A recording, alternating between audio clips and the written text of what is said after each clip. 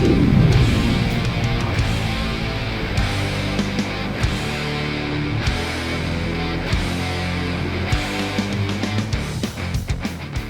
back to Live With, brought to you by Species Nutrition. Visit speciesnutrition.com.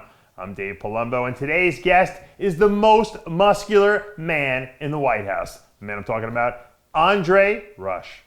Welcome. Hey, thank you. Now, you know, it's always good to be the most muscular guy somewhere. You're the biggest. You've got to be the biggest guy working in the White House. You're obviously the White House chef. We're going to get to that in a little bit. That's a great title, huh? They've been featuring you all over the place, I've seen lately. Yeah, that's a pretty good title. I got to ask, how do you get a job in the White House working for the president? That's got to be like a really difficult position to secure. Someone just asked me that question last night because they were like, "Can I get in the White House?" It's not that simple. Mm-hmm. You work your ass off. You don't go give a job application in and say, you don't just go online and fill out a job application. It's just, no, it's steps and processes and, right. And faith and hope. So what's the first, now I know you've been in the military for 24 years, you just got out in the Army. Is that kind of the first step, being a part of the U.S. military? No, that's not the first step. I mean, that helps, of course, but being in the military, but you also need one of the most important things, which I tell people is you need a clearance, top secret clearance.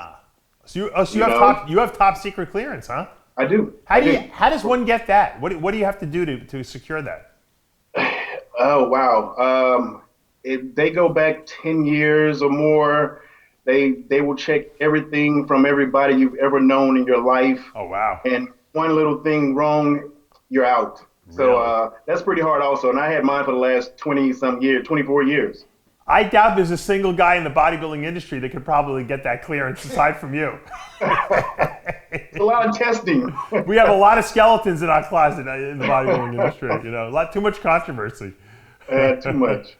So you get the clearance, you got it obviously a long time ago. And why did you originally go for the clearance? Were you looking to get a job in the White House? Is that what the reason was? No, when I first came to D.C., I came out for a trial to work for the Joint Chief of Staff. So besides the White House, which is arbitrarily, I worked for all dignitaries, Chief of Staff, Joint Chief of Staff, Secretary of the Army, Secretary of Defense. Right. I worked with a lot of different people in high-profile places. Doing what at that time? I'm sorry? What were you doing for them at that time? Was it still cooking? Some of it, yes. So I kind of double dipped as a cooking. I was a state manager. I was a PSD guy, which is security. I did an array of different things. I have, everything you possibly think of in my job. Right. Put my title. And where did you learn how to cook? Was that just your parents, or did you learn in the Army? My mom, of course, from Mississippi, she was a home cook, so that was comfort. I loved it. I was one of the youngest. So I love to eat, of course. With my poor whole chickens, nothing's changed. But when I came into the military, I actually used cooking as a coping, which I didn't know at the time, and I just took off from different directions of cooking, actually. Mm-hmm. Because cooking is not just when you make dinner for yourself or your family. It's a lot different than cooking for the entire White House, right? Oh, extremely. Not even close. Yeah. It's a different process. It's like doing chemistry experiments. You have to know all the right ingredients and the right dose amounts. You have to figure out quantities, I'm sure. Yeah, but even besides that, you got to think about where they come from, who they are, allergens, gluten, right. Religious purposes. So many things come into play now. Mm-hmm. Now, you told me before the interview that you've been an athlete, since you were a kid. I think you said you bench pressed 315 at like 13 years old. Yes, and that was in the gym. Someone said I could do it or just do it because they call me Horse. They say, let Horse do it. And I did it, got up and walked away. Did you know how much weight that was? I mean, did you realize how much you were actually lifting? Because, I mean, no one does that at 13 years old, No, actually, the same way with the 700. I did not know. And, I commend you because it was just second nature. You don't think about stuff like that. I'm in a small town. I could run fast as a horse and I could lift a house. Right. Nobody cared. So you thought everyone could do that, in other words, right? Yeah, of course. Isn't that crazy when you have genetics for something that's just so impressive? Now, what do you weigh now? Because you're enormous at this point. You know what? I lost about 40 pounds. So I'm at 265, 270. But I'm putting on my winter coat now, so I want to lose down because I'm an endurance trainer, so I know my metabolism, Right. so I can lose and gain weight really quickly. Now, when you say an endurance trainer, you do a lot of volume. I do a lot of volume at heavyweight. That's So the I don't Ronnie do that Coleman lightweight. method. That's I'm sorry? That's the Ronnie Coleman mentality. Yeah, A lot of weight, exactly. a lot of reps, and Yeah, so my body goes to that a survival mode where it eats off of the fat instead of the muscle first. right. Not many, not many people can do that, right? If anyone else trained like that, they would be in a hospital probably. See, I didn't know that. See, there you go again. I didn't know that. Give me your best lifts. What are your? I hate when people ask that question, but I have to ask you because they're pretty impressive. What's your best bench press at this point? Besides the 7? Yeah. Have you done? Is that 700 your max? 7 was my max, and that was just because it was just one day. It was in there, and it was just going up and up. I mean, I'll work out with 225 for 50 reps for 4 or 5 sets, or 315 for 25 reps, and it just goes on 4 or 5. Doing 15. So it just goes that way. That's just the way I'm made. It goes that way for you. It doesn't go that way for anyone else. When you get to 700 pounds, how many people in the gym are watching you at this point? Everybody was watching. Yeah, I would think so. I would be watching too. But you can get 4 or 5 and everybody will start watching, so it doesn't matter. Now, do you wear equipment when you do this, or are you doing this raw? No. No equipment. No, nothing. I didn't even know they existed. Which is That's a lot of weight, Now, you do know that you're pretty close to the world bench press raw record. Would you ever have any desire to try to, break that? It's funny because now that so much light has been put on it, and people ask me all the time, even with the bodybuilding aspect of, Right. Meeting you at Mr. Olympia and going to the Arnold Classic. Sure. Those guys inspired me. I commend them truthfully. So I think after this month, starting next month, I'm going to try and do something impressive, to me at least. I think you have to almost give it a shot, because if you don't, in 5 years from now, you'll be like, man, I should have tried it. I could have broke the record. No, you're right. And I'm a trier. I'm sorry. I take it back. I'm a doer. You're gonna do it, right? Don't try, do. Now, what about your other lifts? Are you as impressive in squat and deadlift? Yes, actually, I'm stronger in my legs than anything. Wow. Like I said, back in Mississippi, we used to, deadlift cars and little small cars and just, yeah. So as kids, Andre would move cars around the parking lot just for fun. It's funny you say that though, but that's a true story. Is it really? I guess there's not much to do in Mississippi. You got to find. It's not. It's just a little small town. That's right. Now, what's your best squat and then deadlift? You know what? I only went up to probably like 7 something on deadlift. Yeah. And squat was probably around the same thing or so. It was like maybe 6 something, 7 something. I never tried. That was never impressive. Well, Right. I take that back. Not using impressive, but that's just how I worked out with that. Right. So that was just reps. So you'll rep out with like 700. You're thinking, well, why should I go heavier? There's no reason to. I could do 6 reps with 700. Yeah, exactly. So there's no need. Yeah. Look, those lifts are really impressive. But you found there's the picture of us. Now, what really impresses me, though, is, however, you got a job working in the White House. And you've obviously been exposed to a lot of presidents. Now, as the chef, does the president actually come up to you and say, hey, this is what I like to eat, Andre?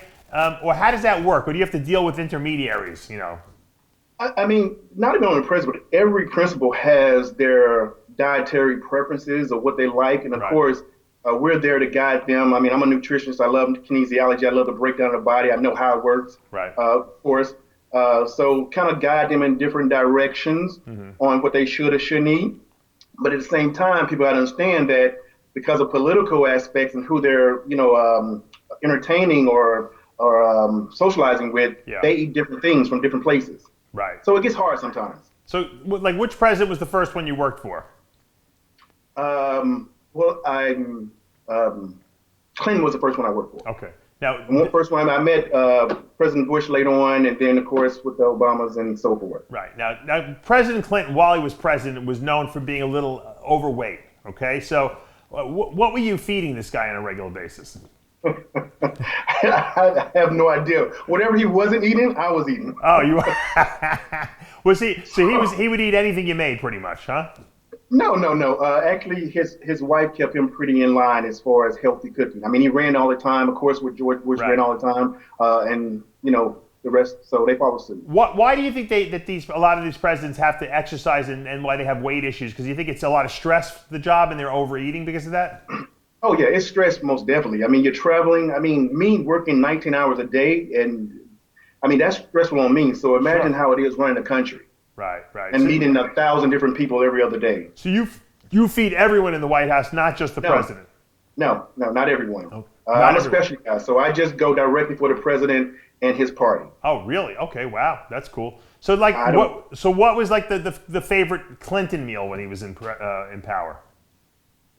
The favorite Clinton meal? Yeah, like what meals was that like something that he liked to eat on a regular basis? I mean, it all depends. It's just their flavor profile. It's kind of like you or me. You may like chicken one day, the next day you might like steak, or you may just want a sandwich. They change it up. Yeah, of course. I mean, now honestly, if I had a personal chef, I'll eat every damn thing. I was just saying the other day on the radio show I was talking about, I said I wish I had a personal chef. So like what do you feel like is your most common meals that you make on a regular basis? Like I know it changes all the time depending on who's there, but like what would be like give me like a Monday. What do you make on Monday for the president? So the common meal be like for everyday meal, which is the safe zone on the nutritional side is going to be chicken, free range, no GMO chicken, just organic chicken. That's always safe. It's always good. I can do it a million different ways. That's why I eat it so much. And it's just a no-brainer. Will you fry the chicken, or do you grill? No fry. No fry. Okay, so the president saute a little bit. I'm sorry. So they're healthier meals than what you're making. Of course. Okay. And what's like would they eat pasta? Would they eat rice, potatoes? What do you usually make with that? Rice, potatoes, quinoa, of course, grain, superfood. Nice.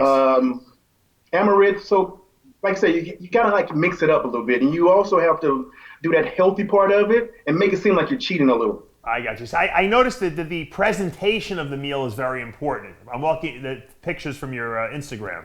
It seems like that's what they like to see. They want to make it looks fancy, the meals. Yes, you eat with your eyes first. Eat with your eyes, and that's the way I've always been. Even when I go in a restaurant, I look at the food first. Yeah. But also, it actually goes all the way through with the meal, the looks, the presentation, and also the customer service. Now, I'm looking at these meals that you have on the Instagram, and I'm like, wow, these will look delicious. But if I'm the president, I know I can get as much as I want. Do you get like, do they do seconds and thirds, a lot of these guys? Because there's not enough food on these little dishes you're giving out? No. Yeah, of course, sometimes, but no, that's a lot of eating. So how many courses is dinner usually like? It depends. I mean, when I was at West Point, New York, I could do 16 courses. Wow. It was however many I wanted, as long as I controlled it. And they gave me kind of free range of what I should and couldn't do or how. I mean, so I'm a creative guy, so I like to do things that's going to challenge me. I don't want to just do the same thing. Right. What would you say is your best meal? Like if I was gonna come over to your house and you were gonna cook me dinner, what would be like? I'm gonna make you this meal because you're gonna really like it. You know what, Dave? Every meal I make will be my best meal. Yeah, that's a cheat, that's a true story. That's a true statement. I like salmon. What kind of a salmon dish do you do? Look on Good Morning America, you'll see it. No, I did that for 4th of July. I like my spice salmon, which is just some soy, some lemon, some hoisin, couple green onions, some other things, marinate it for a little bit, put it on open fire, sear it up, oil, bam, just nice flavor. I mean, it's perfect. Great. I'm coming. Do you like that? Yeah, I'm coming. Can you get me a seat at the White House table there for dinner? Sure can. Right beside mine. Yeah, I'll be in the back. I'll be in the kitchen next to Andre. There you go, right beside mine. Which will still probably be nicer than most of the places you would go to. It is. All right, so you had Clinton. What was the difference, would you say, between the way Clinton preferred his food and then when you went to go to Obama? Okay, does Obama have completely different taste buds as Clinton, or were the food similar?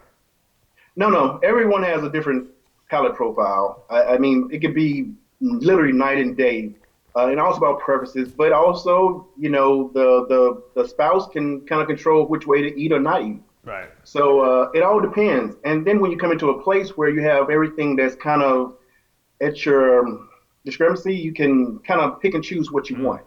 Does it throw you off when a new president comes into office? Because then you got to kind of like revamp everything, right? Well, actually, it's funny because I don't know if you know the story about how when every administration changes, they have a few hours to break down the entire place. Oh, I didn't know that.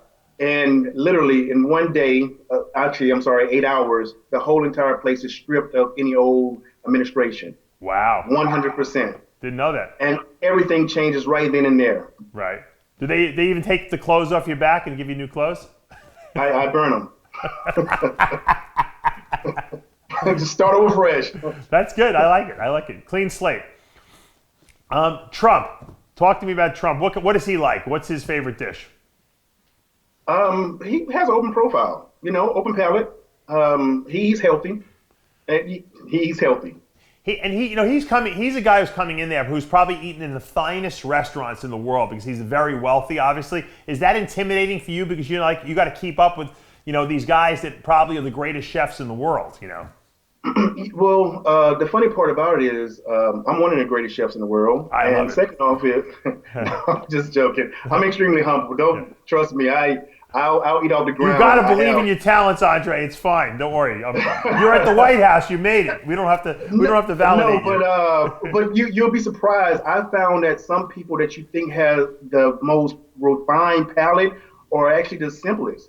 And Right. President Trump, he's you wouldn't think that he is like that, but he's very simple. Right.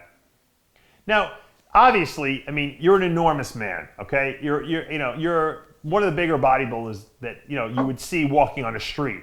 When the president comes in to look at the kitchen and to meet the chef, is he like? What do they say to you when they see how big you are? How you doing? That's it. They don't make any comments about your arms, your legs, your whatever. Oh, I thought you were talking about the food. Oh no, forget the food. I'm talking about how you look. No, I mean everybody makes a comment. I'm pretty neutral. I really don't talk a lot. I'm Right. kind of like in my business mode. Right. Because there's so many different people around and so many different things. I teach people how to jump in and jump out of conversations. Gotcha. You got to do that. You got to kind of almost be like a fly on the wall there. Exactly. You don't want to stick out too much. It's probably not a good idea. Yeah, just like I did that day when I accidentally went outside, and that's what happened. Which day? When I had that picture taken of me. Oh, is that how they got you? Yes. Oh, I didn't know that. Tell us the story about how you wound up with that picture in the paper. Wow, actually, it's funny because I just came back from Germany.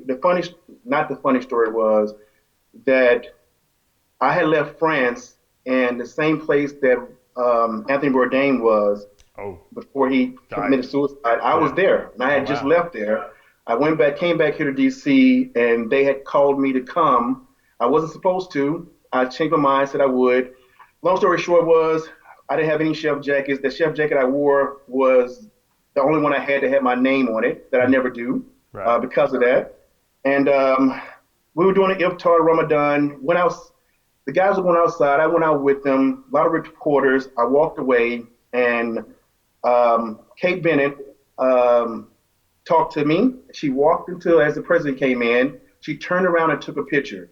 15 minutes later, she came out and she said to me that I'm going to make you famous. And I looked at her and I said, I'm already famous. And she said, no, seriously. She said, look at your Twitter. And I said, I don't have Twitter.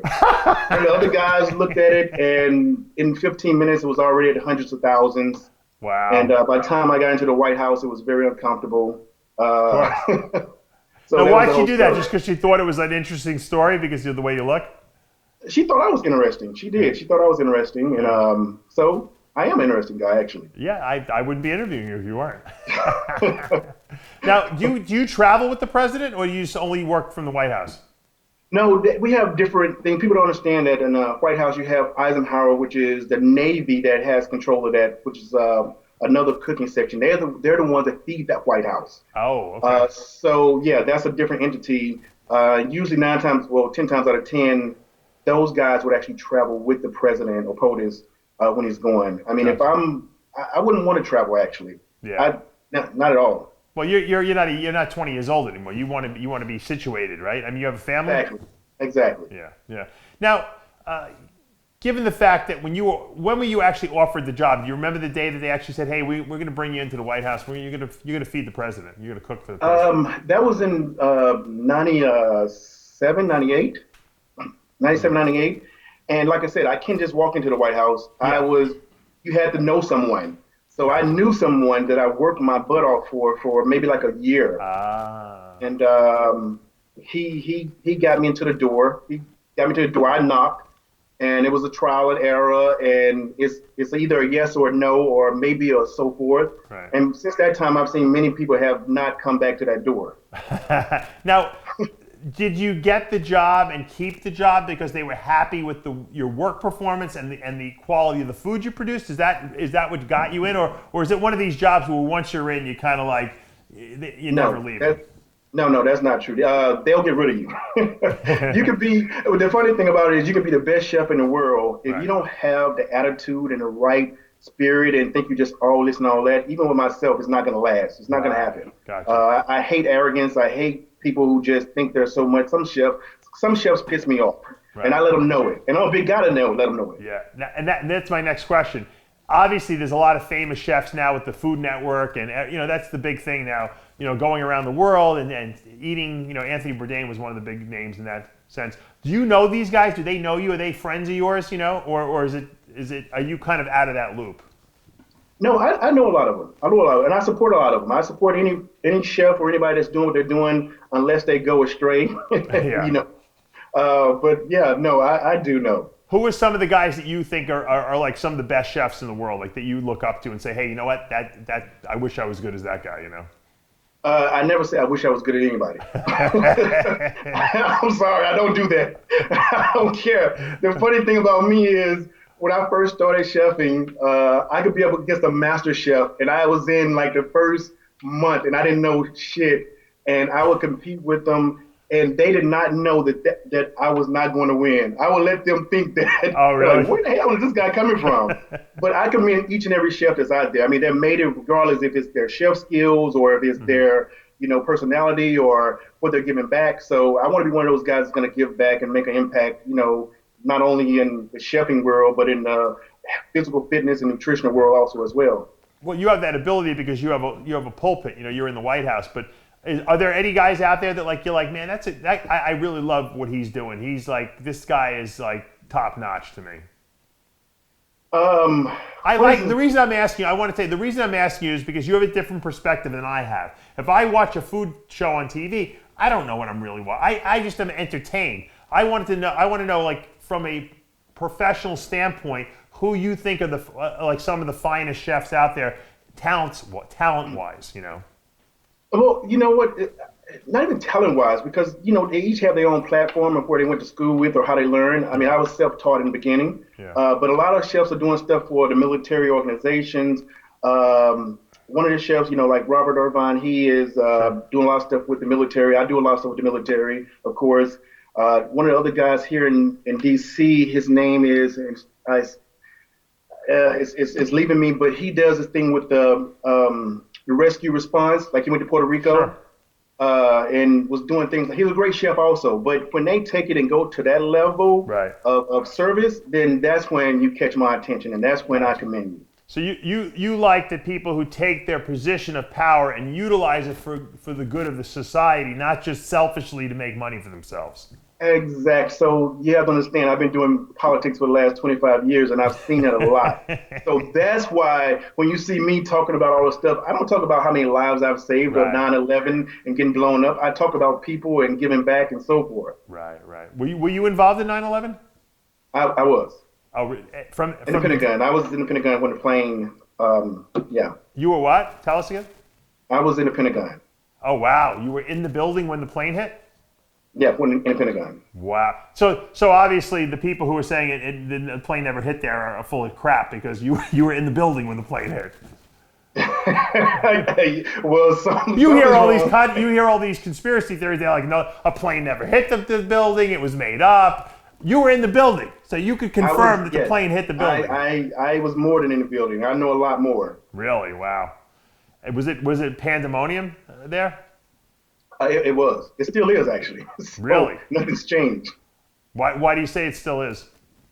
I mean, since 9/11, nothing has been the same. Yeah. Nothing has been the same. I mean, of course it was pandemonium then, but I mean, it was forever changed and it was forever embedded in everyone's head. I mean, that's why we Right. have, 9/11 memorial. That's why it's Sure. still going. So, no, it's not the same. Yeah, that definitely has to impact your life. Now, you're obviously coming from a military background. You're trained to respond to things like that. Did you when something like that happens, do you kind of kick into a different mode, your brain? Subconsciously, yes, you do. You kick into well, I go into a survival mode, rescue mode, Right. type of fight mode, not, flee mode, but it's just, I'm wired differently. Like I said, I go into who can I grab? Who can I help? What can I do? Sure. Let's do the whole thing. Did you guys think that the White House the Pentagon was under attack at that point? Were you guys concerned that there was going to be a follow-up to that? Everybody was concerned, I mean, especially with the last plane that came through in Pennsylvania that was taken, Sure. that went down. So Interesting. Wow. Yeah, you've been through a lot, Andre. That's crazy. Do you see the gym as like your sanctuary, so to speak? You go there to kind of just like unravel, so to speak. You let all the stress of the day kind of go. you know what? It really is. The gym, along with, of course, I do three keys. Your mental health, because you got to have your mental together before anything. You can't even get your day started without your mental. Right. Then your nutritional, what are you putting in your body? And then, of course, with the gym is that exhale, relax. Sure. Unlike popular demand, I'm a big guy. I'm an oxymoron. I'm a big guy. I'm friendly as hell, but I will bite your head off. Yeah, I certainly wouldn't want to cross you at the wrong point, that's for sure. Certainly not in the White House. Now, let me ask you this question. As far as nutrition for yourself goes, you're a big man. You weigh over 300 pounds when you're at your biggest. What do you eat on a day? Are you a guy that has to eat a lot of food to maintain that weight, or you just have a really great metabolism where anything you eat turns to muscle? What's a typical day of eating like for you? No, I eat a lot of food. I have to. My body is trained to be high metabolism. I like it that way, especially when since I'm getting older and so forth. Right. That's how I lost the 40 pounds without trying. Gotcha. But I'll eat, like I said, I'll eat like 4 chickens. Today I ate 2 chickens already. It's 2:30. You eat 4 whole chickens a day? 4 whole chickens a day. Wow. So, and you got to remember, I'm a chef, so my chickens are good. People think about, they're so dry. No, I can't do that. Yeah, how do you cook chickens? You got to probably cook 20 chickens a day. What do you have, special ovens over there? No, I buy a case of chickens. I break them down myself, and I have a grill, I have a smoker, I have a broiler.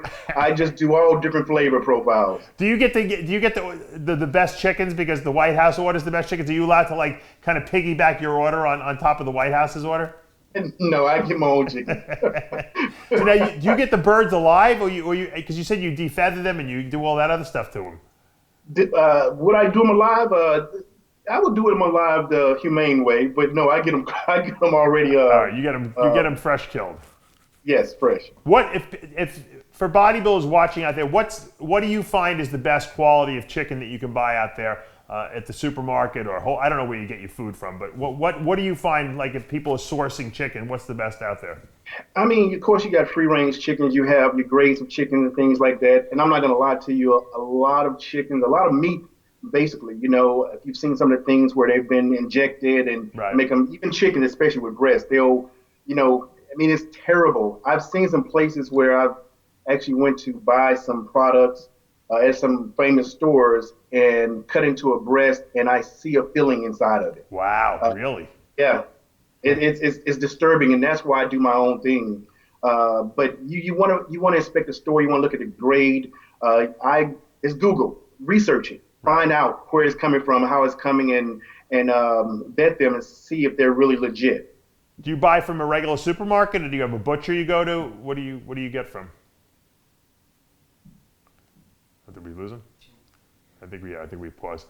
Yeah, this is stuff that I don't even know about. I always go to the supermarket. There might be better places to shop. I used to get a lot of my food. People don't realize, from a butcher. I had a butcher who would actually make me. Do we have him back? Andre, yeah. So where do you get your food? Do you go to a supermarket, a butcher, a specialty shop? All of the above. Oh, you do? Okay.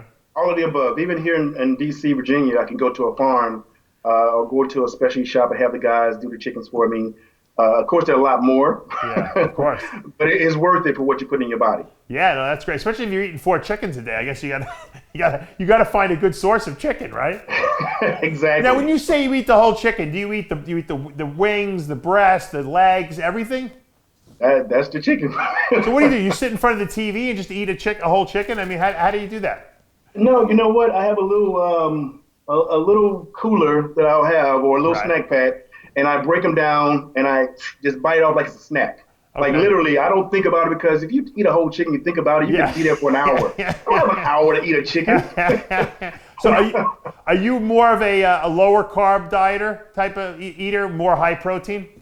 I do a high protein, but I do a lot of protein pastas, quinoa, amaret, Gotcha. Things of the sort. I do brown and brown. So I do a combination. Healthy grains you do. Exactly. And is chicken the main source of protein you use? Do you use protein powders at all? Do you use red meat, fish? I eat red meat very seldom, once a month maybe.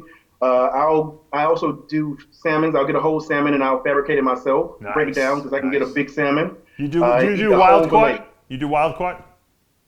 Yes, of course. Okay, yeah. Yes.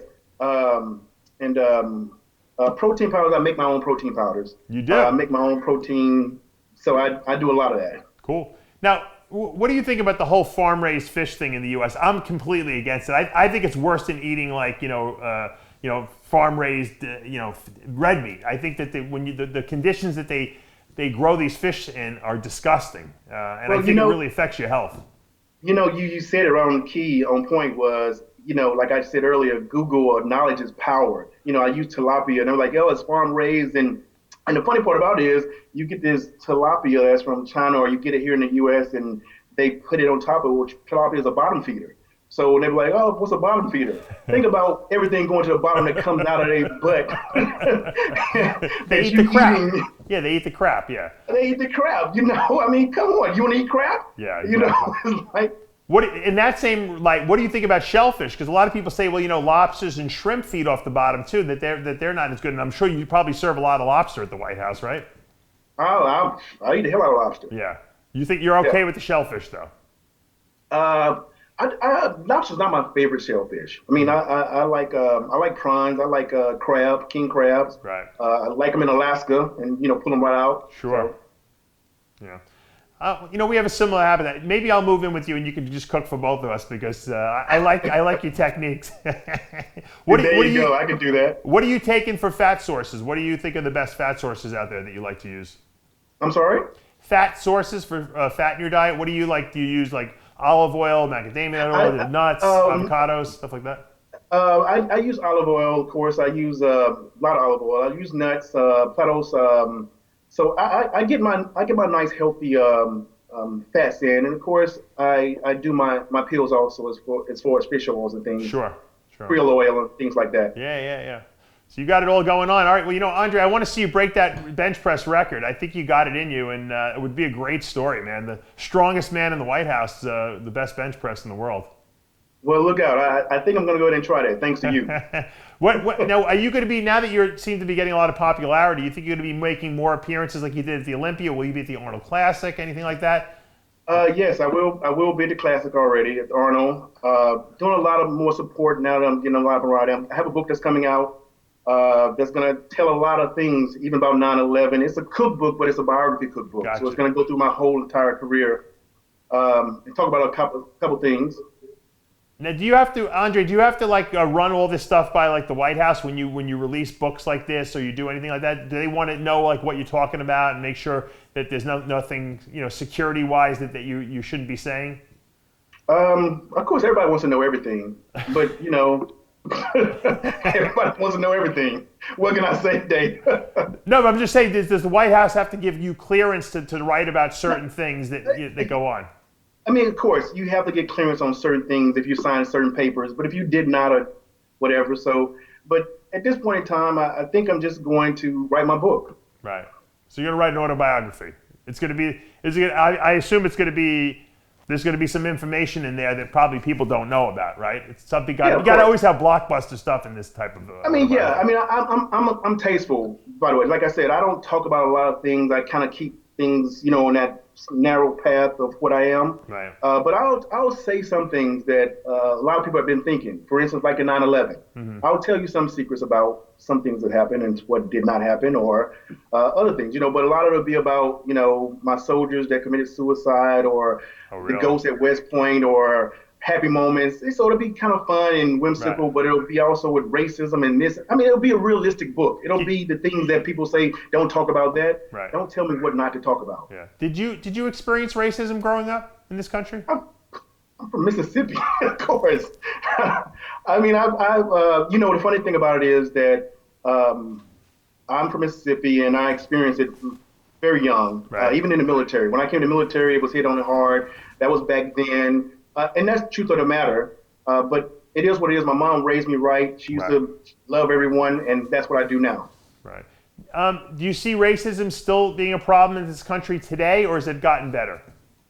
I mean, racism is always going to be a problem. If it's one person, it's one too many. I mean, you just so happened, with the shooting the other day. Sure. I mean, that was racial driven, and the two black couples that were the couple that was killed in the grocery store, I think it was. Yeah. So it's going to be everywhere all the time. But that's why we just combat it. That's why I say it's not only just me, it's everybody. That's why I received the award for the peace the other day in Belgium. Yeah. Just my efforts of saying, hey, let's do this together, not divided. No matter who you are, race, culture, religion, whatever. It's interesting because I was talking about this the other day with Chris Aceto. To me, and maybe you could tell me if I'm wrong or not, I find that in the bodybuilding world, there's very, very little racial divides. Like it's a very, very tight-knit community because we have a lot. What we have in common is our love of muscle and physique. There's a lot of egos involved, but I haven't personally seen any racism. I'm sure that it exists somewhere, but I see like there's a lot of no one. The best man usually wins up on that stage when it comes to bodybuilding. You know what? You're exactly right. I'm glad you pointed that out because you'll get the egos and things involved. But even though they in the bodybuilding world, we support each other 100%. Right. Pat each other on the back. We'll talk crap and so forth. But at the end of the day, I have myself personally, I have never ever once seen or heard of it. But it is a rarity. It's one of the few industries. We can be as people might say bodybuilding's screwed up. We're all egomaniacs, and we take performance enhancement. But the bottom line is that there are really no racial divides. It's a very tight-knit community because we know that the rest of the world kind of looks at us as a bunch of pariahs. So I think when you see another muscle guy in the street, you have that like nod of acknowledgement to them because you understand where they're coming from, And that's exactly what happened. You give them that nod of acknowledgement. Yeah, I got you. Yeah, because I might never have been in the military and I don't work at the White House, but you and I have muscle in common, and that's why we can sit and talk as if we've been friends for 20 years because we come from the same understanding, It's true. We both could sit down and eat, 5 chickens together, and we get each other, and we understand why we got to do it, Exactly, and talk about it the whole entire time without even breaking it's easy. I love it. Andre, it was a pleasure to talk to you. Thanks for taking busy time out of your schedule. When you work for the White House, what are your hours? Do you have set hours, or do they kind of just give you a sheet at the beginning of the week and that's what you do? It depends. Like on busy time, which is starting next month, it'll be from like 6 in the morning to 10 o'clock at night. Wow. Wow. It goes a lot. It goes a lot. So, but like I said, now I'm focusing on a lot more things. So we'll see. So they give you a break? I mean, how do you arrange that? Like, I'm sure they probably would love to have you there every single day from 7 to 10. How do you, you have different shifts? How do they arrange that, though? The military had me every single day from a certain time. I think I control my own self right now. Oh, you do? Okay, so now you're not in the military, so you can kind of make your own hours. I can kind of make my own hours, exactly. Oh, so you got it made now. Now you're loving life, right? Well, actually, I'm working more now than I was in the military. Yeah, but when you work for things that you enjoy, it's not work, I always say. Exactly. That's the point. That's right. Well, thanks so much. I appreciate it, and keep us updated. If you're going to set that record, I want to know about it before you do it. I want to get you back on the show, and we want to talk about the bench press record. All right. I'm going to hold you to it. All right. And that's going to take us to the end of another episode of Live With, brought to you by Species Nutrition. Visit speciesnutrition.com. I'm Dave Palumbo. We'll see you next time.